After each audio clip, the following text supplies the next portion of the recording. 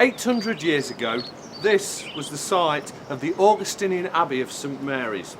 Established in 1146, it grew to become one of the largest and most prosperous abbeys in Derbyshire. Sadly, little remains of the once proud abbey today.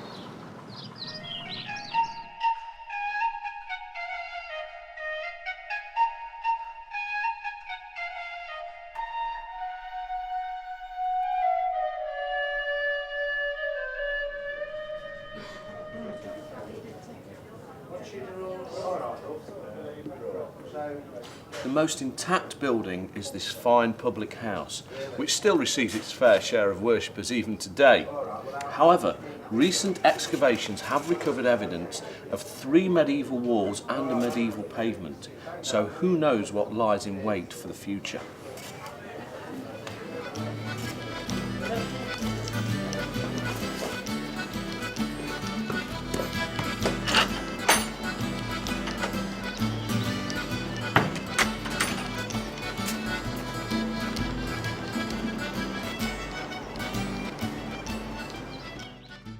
Situated barely 1 mile outside of the bustling city of Derby is Darley Abbey, named after the abbey that once stood here.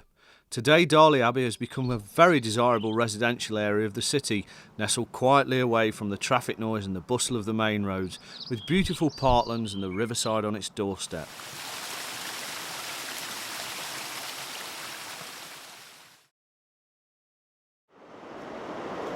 For hundreds of years, from the establishment of the abbey in the 12th century through to its dissolution during the time of Henry VIII, little would have been seen to change in Darley Abbey.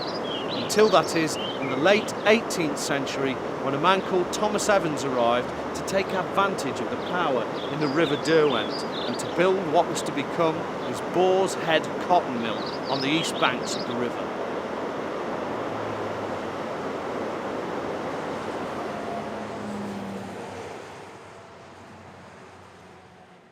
Thomas Evans, born in 1723, was a banker, industrialist and a cotton manufacturer, and along with his contemporaries Sir Richard Arkwright and Jedediah Strutt, who both built their own mills further up the Derwent, he became instrumental in the development of the modern factory system and, at the same time, was unknowingly creating part of what is known today as the Derwent Valley Mills World Heritage Site.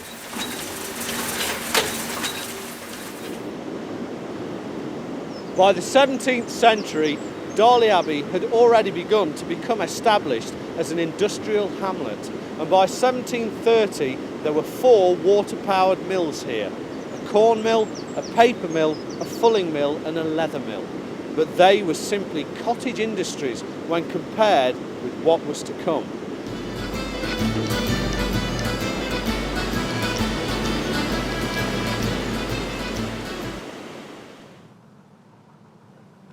The rate of development in Darley Abbey during the late 18th and early 19th centuries must have been quite incredible.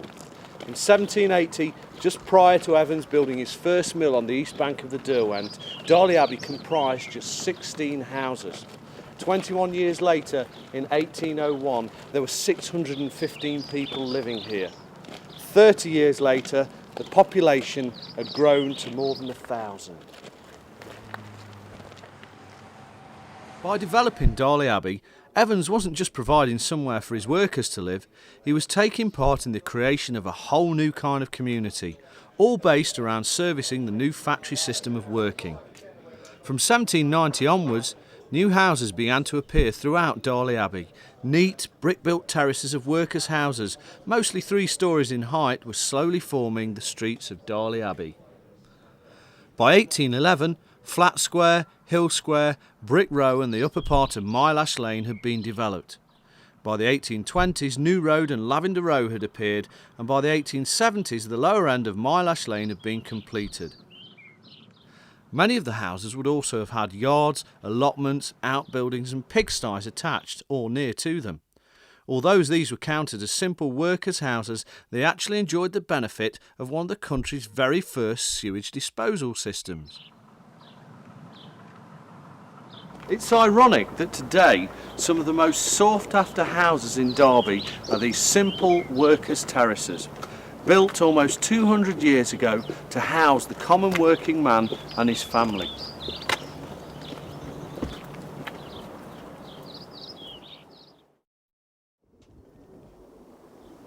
Thomas Evans himself died in 1814, but the continued development of his mills and the ever-growing Darley Abbey community carried on under the direction of his family.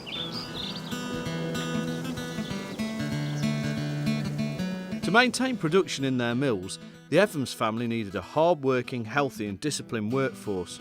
Such a large number of people and their families took a lot of looking after, so the Evans started to look towards providing for them.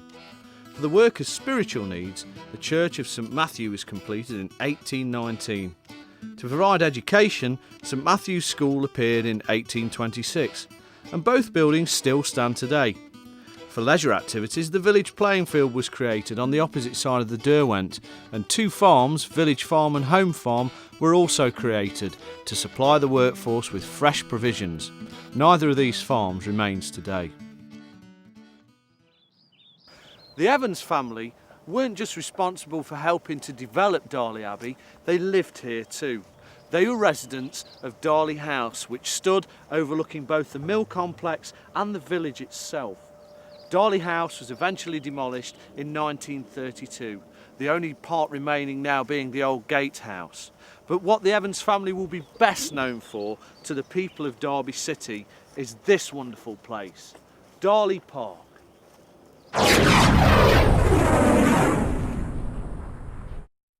Although the Evans remained at Darley until 1929, the cotton mills had already passed out of their hands in 1903. The paper mill on the village side of the river was demolished in the 1930s, and finally even Darley Hall was demolished in 1962, with a terrace and cafe now standing on its foundations. Even though the mills on the other side of the river here are no longer used for cotton production, they still remain very much the same as when Thomas Evans first built them. Darley Abbey has changed, losing something of its rural aspect, but it still remains, even to this day, a tranquil haven on the outskirts of the city, sited on the banks of the River Derwent, which has more stories to tell upstream.